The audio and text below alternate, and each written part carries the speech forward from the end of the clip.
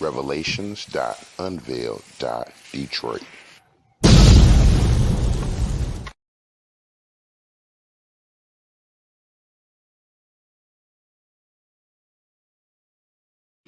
Hello, hello, hello. This is Revelations.Unveiled.Detroit. And we are back together again, family, once again, for our education, edification for the Holy Hidden Nation. Oh, yes, and we are blessed as we struggle and strive continuously through our tests, our spiritual examinations of the carnal existence. Aha, yes, family.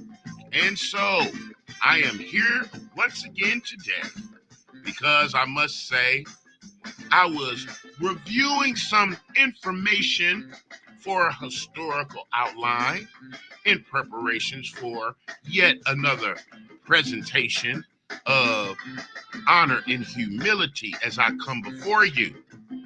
And I came across a term which I thought would lend to increasing that research.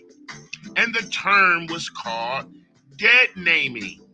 And I said, wow, okay, maybe that is the official term for when we change our names under the government guidelines to relinquish our slave names, the remembrance of captivity, and the signaling of independence due to the spiritual awakening of identity.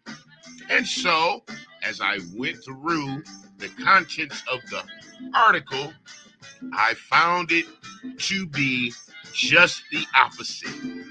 Deadnaming is not anything that I had currently considered within my conscious realities. So it was interesting and I was stricken. So I wanted to share some information with you today. And it's in regards to the trans community. So this is a portion where I will increase my personal understanding of another community and some of the issues and ills that they strive through daily, as do we all.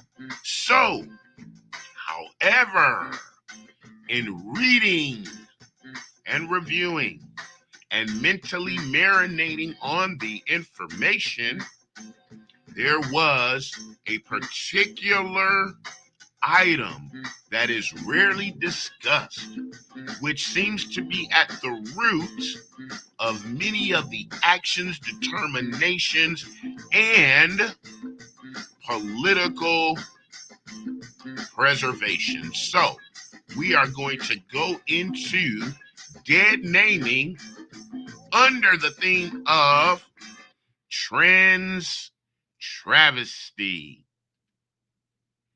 dysphoria debacle, deadnaming. And we began. Deadname may sound like the name for a Grateful Dead cover band, but far from something worthy of eye rolls. The word deadname actually refers to the name a trans, non-binary, and gender-expansive person used prior to changing their name, explains Jesse Kahn, LCSW, CST, the director and sex therapist at the Gender and Sexuality Therapy in New York City. Put simply, it's the name they no longer use. It seems easy enough, but understanding exactly what a dead name is, as well as why calling someone by their dead name can be so damaging, is essential for being an ally to the LGBTQ plus community. Here, a guide on dead naming, exactly why it's an act of violence and what to do if you accidentally dead name someone. Okay, so dead naming, family, is an act of violence somehow. We shall proceed to see where the violence occurs. Now, is it spiritual violence? Is it mental violence? Is it economic violence? Is it physical? Family, chime in. Give me your input, insight, comments, and considerations. What is dead naming? A dead name is the names a trans, non-binary, and gender-expansive person was called before adopting a more affirming name later in life, explains Khan. This can include names as well as names someone used previously as nicknames. Many trans, non-binary, and gender-expansive people begin to use a different, more affirming name when they come out or begin to transition, he explains.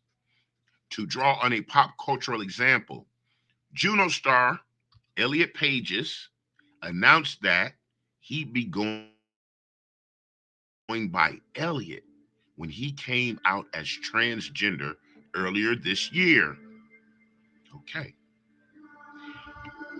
Both coming out and transitioning mean different things based on who is doing the defining.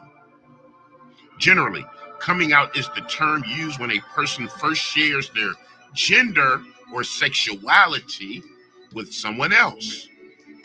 And transition is the broad phrase used to name the social, medical, and or legal steps someone takes toward living as their gender. Okay, family. How do we live as our gender, and what is living as our gender? Because now, what is gender? When I'm born in a physical package, when I am presented into this realm of reality, what am I? Now, I'm a 70s baby, so when I came up, you were either male or female, boy, girl, man, woman. Has that changed? Chime in, family. Dead name is not synonymous with real name. Referring to someone's dead name as their real name implies that the name they are going by now is somehow fake or a costume of some sort, says Khan. Someone's dead name is simply a name somebody no longer uses or feels affirmed by. Dead naming refers to the act of calling a trans, non-binary, or gender non-confirming person by the previous name instead of the name they currently use, explains Khan. Whether intentional or not, dead naming is an act of violence. Here goes the part where we get understanding of the violence, family. When you dead name someone, you are using a name for them they have intentionally and specifically separated themselves from, they say. Moreover, a dead name is a name that someone has announced does not reflect who they are, their identity, gender, and or experience, they say. When you dead name someone, you are ultimately signaling that you reject who they really are, as well as invalidating their true identity. Dead naming someone also suggests that you think you know someone's identity better than they do, adds Khan, which at best is pompous, at worst is transphobic. So we're going to throw a flag on the play, family.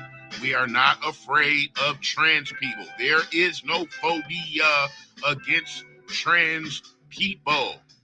A person wanting to live or present themselves in society is their personal business. However, your presentation does not negate biology, gender, gender roles, expectations, etc.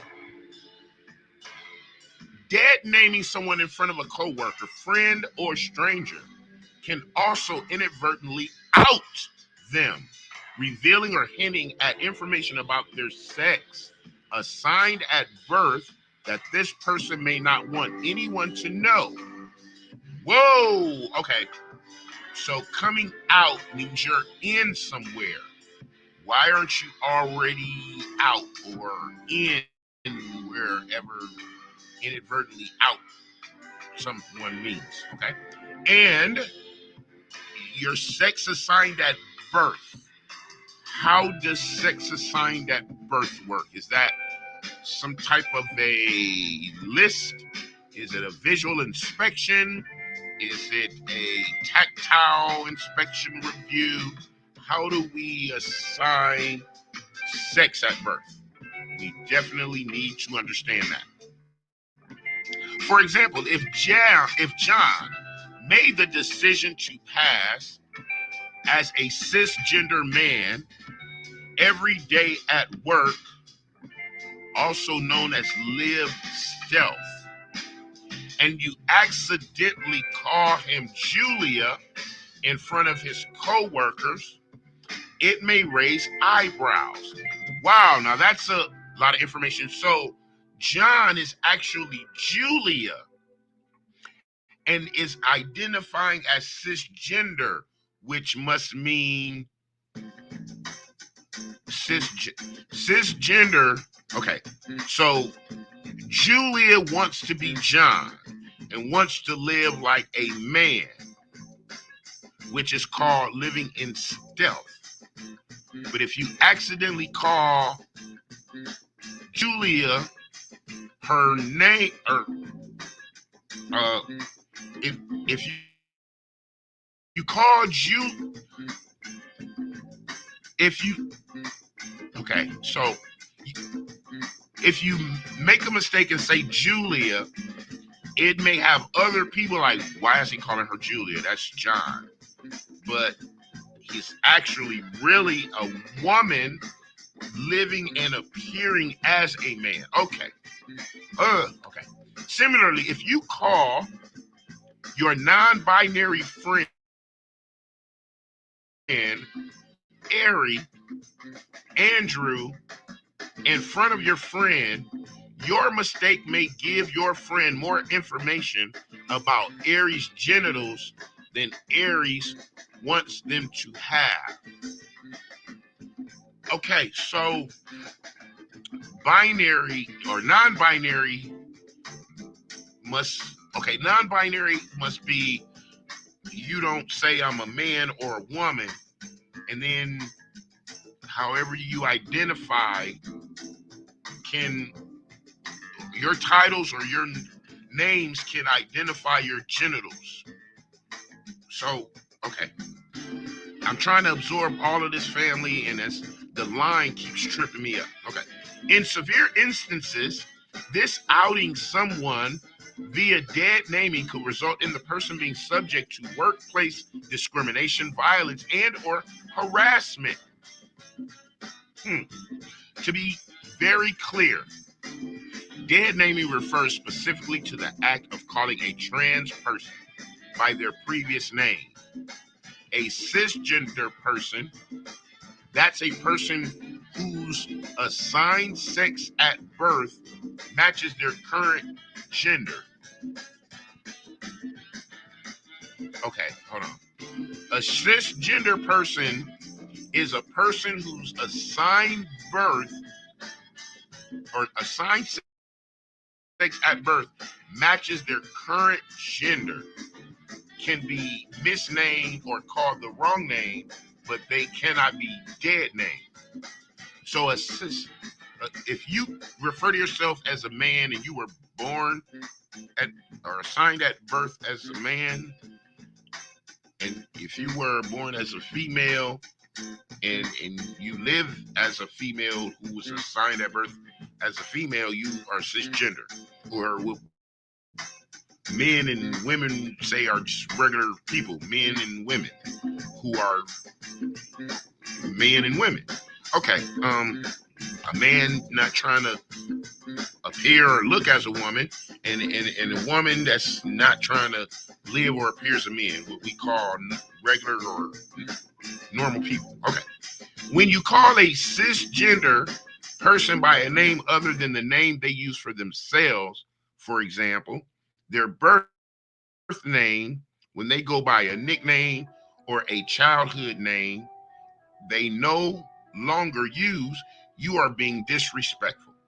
But you are usually not invalidating their gender.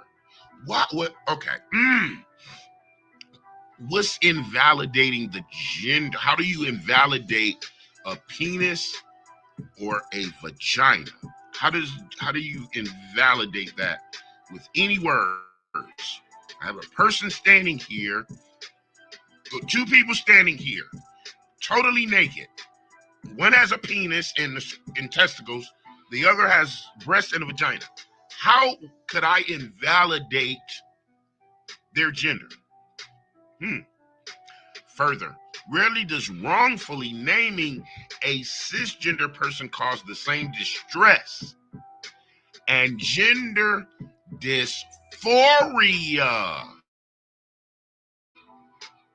that dead naming a transgender person does. So gender dysphoria gets sparked if you inadvertently dead name a trans person. What is gender dysphoria? Gender dysphoria is when someone experiences distress over their biological sex not matching up with their gender identity. Got it. So these trans people are dealing with something in their brain that says, I am a male,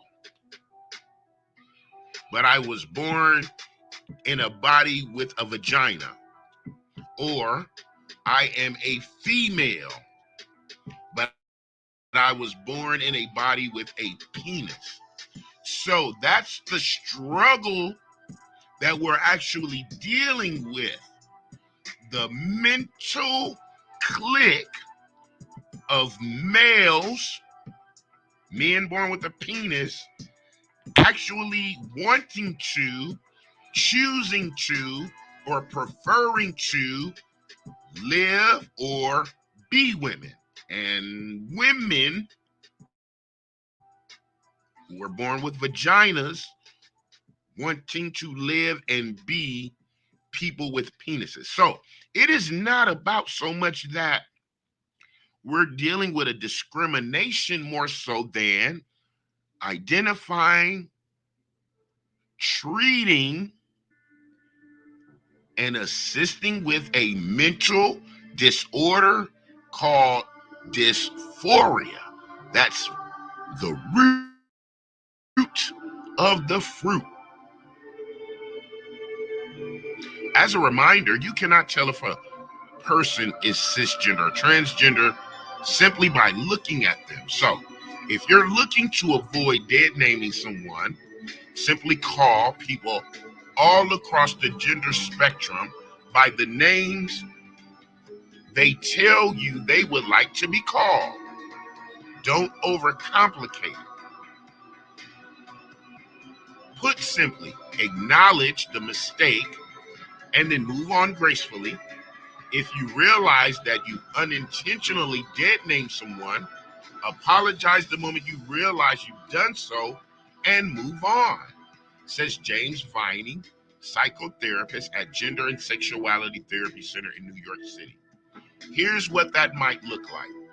Example, Jordan, I apologize. Jonah is going to lead us off. Jordan is going to lead us off. Oh, I'm sorry, that's not Jonah's name. Jonah is going to lead us off. Jonah is going to lead us off. Sorry about that, Jonah. Okay. These examples demonstrate that you understand that you made a mistake and that you smoothly allow the conversation to continue. Effusively and repeatedly apologizing to someone recenters the focus on you and theatrically detaches from the interpersonal violation that's occurred, says Vining.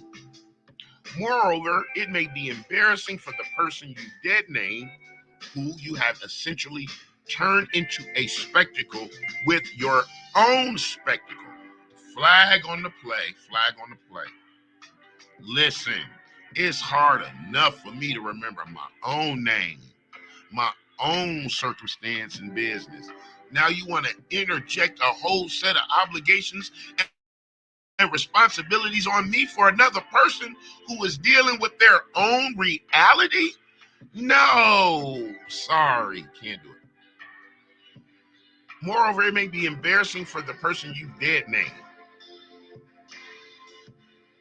who you've essentially turned into a spectacle with your own spectacle. Oh, plus you put this person in a position where they feel like they need to assure you that it's okay that you did name them. But truthfully, it's not okay. Dead naming is harmful even when done accidentally. If you dead name someone and they or someone else informs you, the right move is to thank them. Rationalizing your behavior is a defensive justification that will only exacerbate the situation. Oh, so entertaining, allowing, pacifying this alternative reality for this group of people instead of drilling into the dysphoria and fixing the dysphoria is the responsibility of the society instead of that person's family, that person's mental mental health carrier needs to be digging and screwing and pulling back and finding out why this dysphoria is in this body to be corrected to align with the so-called gender assigned at birth. If you were born with a penis in your brain, the chemical and connections thereof and therefore thus and so should be saying thus: I'm a man. No, I'm a male. I'm a boy. I'm a man. All that should line up in the package of the person with the penis and vice versa of the vagina. Yes, diagnose and get to the dysphoria before you entertain the societal responsibility of others outside of those affected by this dysphoria. Let's see. And I'm still waiting to see the violence. Let's see. Instead of rationalizing, let the person know you appreciate the correction. For the record, this is what you should do if you misgender someone by using the wrong pronouns. Misgender someone. So if I know you're a man and I call you a man, is that right? Or is so much confusion, family? Here's what that might look like. Thank you for the reminder. I really appreciate you taking the time to let me know.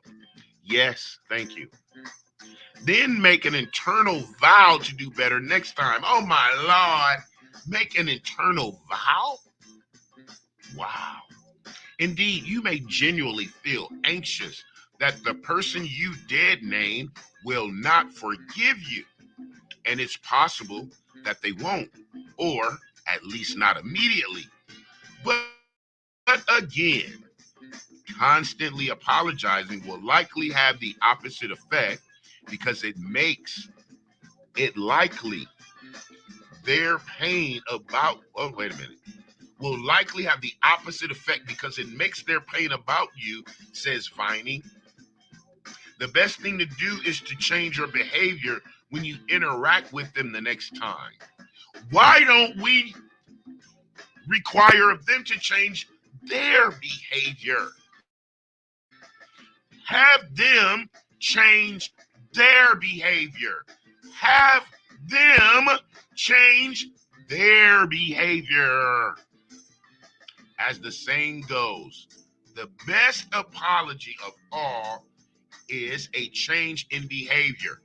Trans people suffering from dysphoria, let's get you the help so that dysphoria is not devastating, damaging, and causing a danger in your lives. We are here for that. We will support that. The rest of it is continuing confusion on this continent of captivity. Babylon. Transgender, cisgender, misgender, pronouns. No! You're complicating the simple to cause deflection, distraction, confusion, and diffusion. We will not be tricked with this witchcraftery, with this agenda of alternative sexuality. We shall persevere for the perfection of the Holy Creator. We shall endure for the excellence of eternity. We will overcome the obstacles of the carnal machinations for our destruction. We will not let these mental demons of dysphoria plague our cranial universes as we process toward learning, loving, and increased knowledge of self. So, family, this was a review of Deadnaming, the Dysphoria Debacle in the Trans Travesty. So we shall return, as we do, to continue our review in love, comfort, safety, care, concern, and compassion for the education and edification of the Holy Hit Nation. Please subscribe and share. Select the support links. Send commentary and suggestions. This is your brother in love, and I submit the wonderful petitions of protection and safety for the family. And until we are together again, I love you. I love you. I love you. Revelations.Unveiled.Detroit.